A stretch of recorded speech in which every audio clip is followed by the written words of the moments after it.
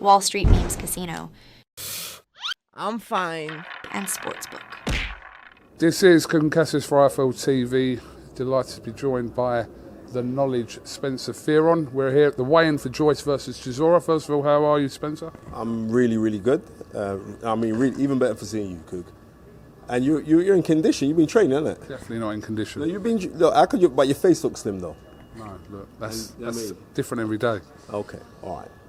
Let's just start by talking about we're here at Choice CHISORA. Crossroads fight for both fighters?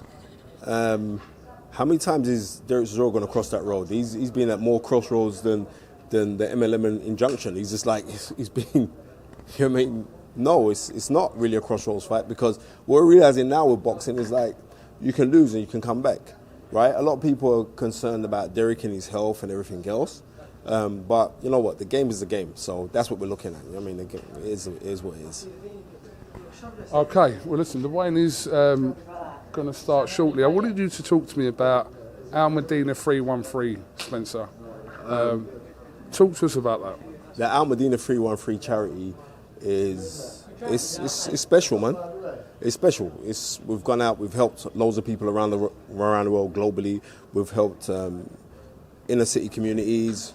We've done a lot. I mean, we did a fundraise the other day for with Hamzat Chimaev, which was really, really good. We raised a lot of money for that, and it's nice to see like where the money's going to, the families that it's been helping out. You know what I mean, especially down in Banbury. You're down in Banbury, helping out the elderly. So it's a really, really special thing. It's a good thing. It makes you feel good when you're doing it. You know what I mean? You've been involved in a lot of charity work over your very young years. You've helped me on a lot of it. I remember we did the Christmas feed and you come out, you helped us out for that as well. It was on Christmas Day, wasn't it? Christmas Day. So, you know what I mean? Soup Kitchen, I remember. Soup Kitchen 6 years ago. So all of these kind of things, it's like it's an amalgamation. So like now that the 313, they've got the app, what I was telling you about, download the app. You know what I mean? It's on Android, it's on Apple. Download the app. And it feels good to donate. And it's something that brings me back to what Anthony Joshua said to me. Anthony Joshua said, like, he come up to me and said, I saw what you did out in Jordan, out in Palestine. He said, no, I rate that. I said, all right, cool. He said, like, you know what? When I do something good, I like to post if I do something good. Better than me posting big watches and flash cars that many people can't afford.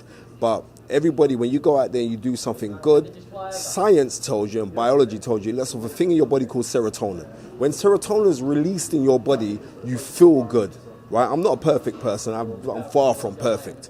But when you're going out and you're doing things on a charitable basis, you know what I mean, it's a beautiful thing. Man.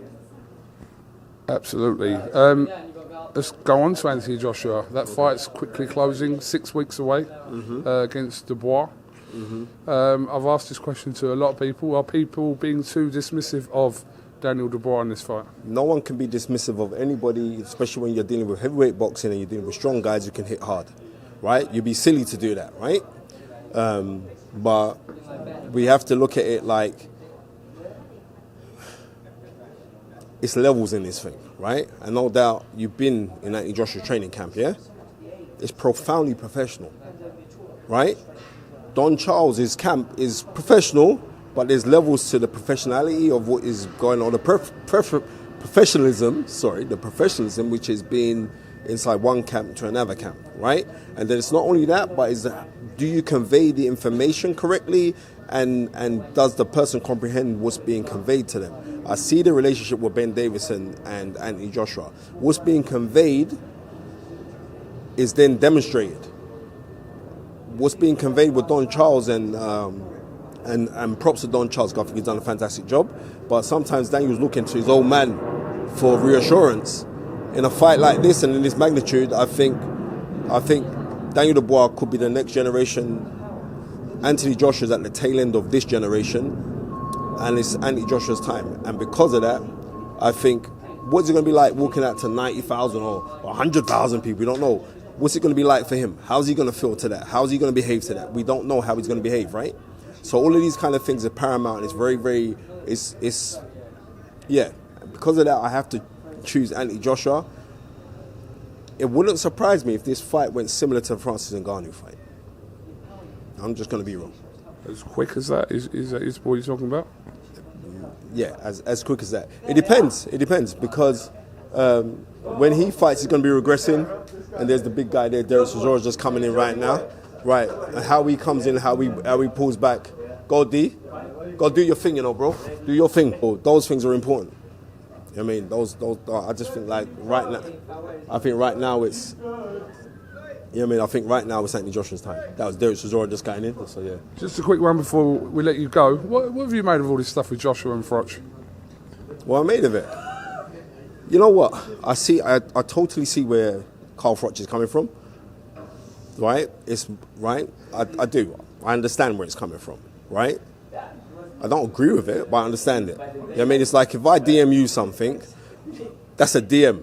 It's called a direct message. You know what I mean? It should be called a DPM because it should be a direct private message, right? Because it happens. But you have to realize this.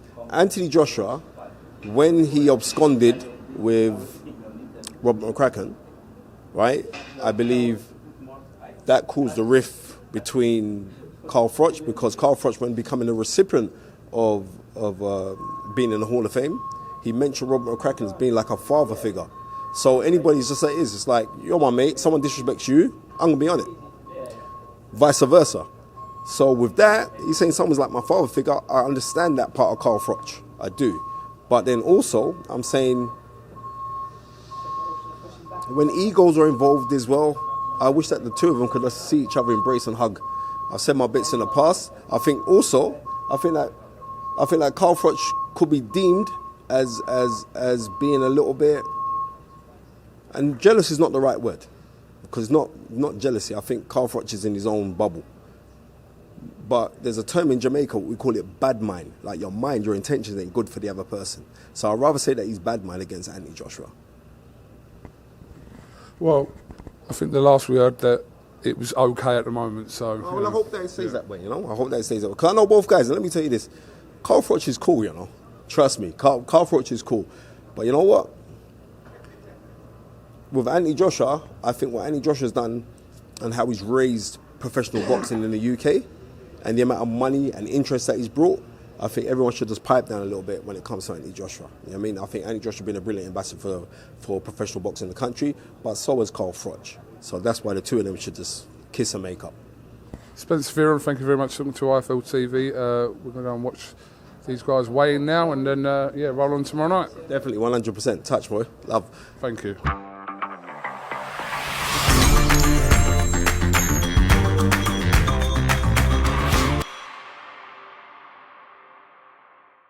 Wall Street Memes Casino, I'm fine. and Sportsbook.